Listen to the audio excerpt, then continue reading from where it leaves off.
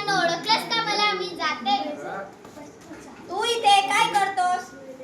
काय सांगू तुम्हाला, आजकाल लोक माझा फक्त लग्नाची अडत धरण्यासाठी उपयोग करतात आणि नंतर असं कोपऱ्यात ठेवून देतात. आता काय, माझे नवे मित्र सगळे सोयरे स्वयंपाकघरात विराजमान झाले आहेत. तुझे मित्र सगळे सोयरे कोण ते आम्हाला नाही समजलं. तुम्हाला काहीच माहित नाही आमच्याबद्दल. सांगूया का आपण यांना आपला जन्म, विकास आणि आपल्यात होत गेलेल्या बदलांची माहिती? मी सांगतो त्यांना आपण इतिहास. बरं का मुलांनो?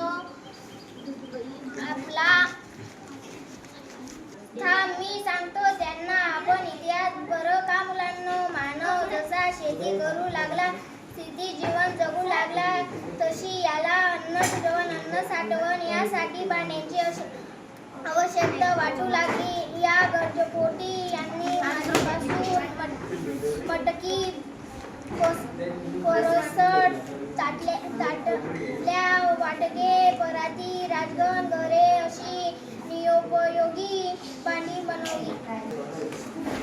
अरे पण आम्ही आजही मातीच्या माठातलं थंडगार पाणी पितो आणि छोट्या छोट्या मडक्यात दही लावतो. पण काय रे, माणसानं फक्त मातीची भांडी बनवली का? चालू.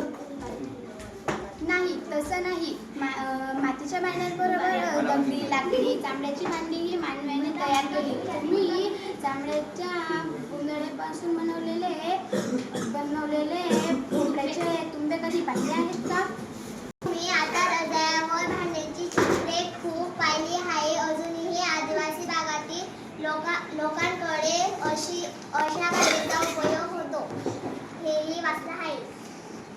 मुलांना लाकडापासून बनलेली भिंतीलगत ठेवलेली काळवट, गव्हाचं, ज्वारीचं, बाजरीचं अशी पीठ मळणीसाठी, भाकरी कापण्यासाठी तिचा उपयोग केला जायचा. आजही ग्रामीण भागात घरोघरी वापर होताना दिसतो.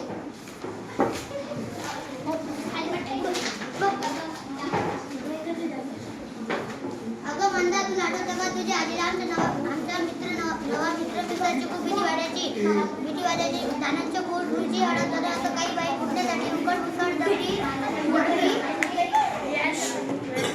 किंवा कलबत्ता आजी वापरायची. वापरायची. आता तुम्ही सांगा मुलांनो, आज उकडीमध्ये कोण पदार्थ कुठत बसतंय? नवला मिक्सर की ज्याला काम वेळ असतं आणि श्रमही वाचतात.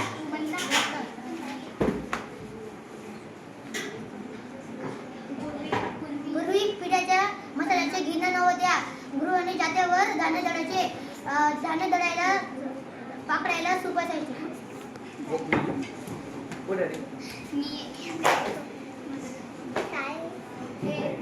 हे सगळं काम करायला नाही. हे सगळं खरं आहे, पण काम ना सुरू कर. हे सगळं खरं आहे, पण आज ही सर्व काम करायला कोणाकडे वेळ आहे?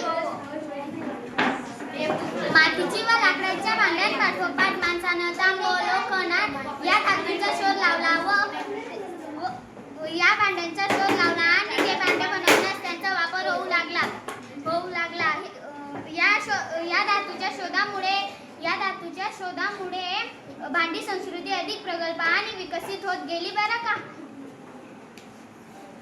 म्हणजे फक्त भांडी बनवण्यासाठी या धातूंचा उपयोग होऊ लागला असंच तुला म्हणायचं आहे का? आपण जाते भाऊ, तांब, लोखंड या भांड्याबरोबरच आम्ही चांदीची देखील भांडी पाहिली आहे.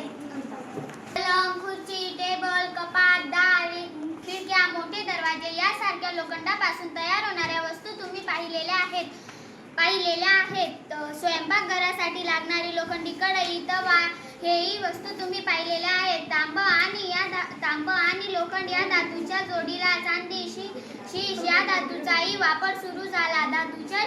धातूच्या पाठोपाठ काचेपासून वस्तू बनवू लागल्या. तांबा आणि चांदीला पर्याय म्हणून समिक्ष धातू, पितळ, कांस्य यापासून भांडी बनवली जाऊ लागली.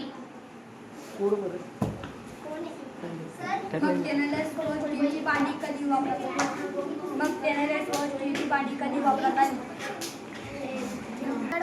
लाकडाची भांड्यांची जागा ॲल्युमिनियम, टायटॅनियम, स्टेनलेस स्टीलची भांड्यांनी घेतलेली आहे. आता सगळीकडे स्टेनलेस स्टीलचीच भांडी बघायला मिळतात. पूर्वी अंघोळीसाठी गंगाळ, पाणी तापवायला बंब आणि पाणी साठवायला गागर, कळशी, हंडा असायचा. पण आता सगळ्यात प्लास्टिकच्या बादल्या, टब दिसतात. जेवणाच्या पंक्तीत ताट म्हणून केळीचं पान, पत्तारवडी, वाट्यांसाठी दुरोणं असायचे, हात धुवायला तस्त असायचे, होय ना? अरे अरुण, तुला बरंच माहित आहे की गाई म्हशीच्या दुधासाठी काढशी, चरवी, ताकासाठी काढवा, तुपाची बुडकुली, ओगराडी, पळी असायची, कुंडा असायचा, कितीतरी नावाची भांडी स्वयंपाकघरात असायची. पण आता गॅसची शेगडी असल्यानं, चूल व त्यावर असल्यानं स्वयंपाक करण्याचं प्रमाणही कमी होत आहे. पण ह्या काळातील मातीपासून तयार होणाऱ्या भांडी बंद का झाली?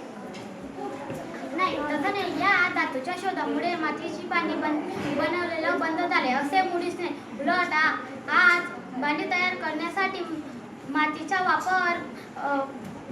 वापर परंपरा म्हणजे भांडी संस्कृती होय.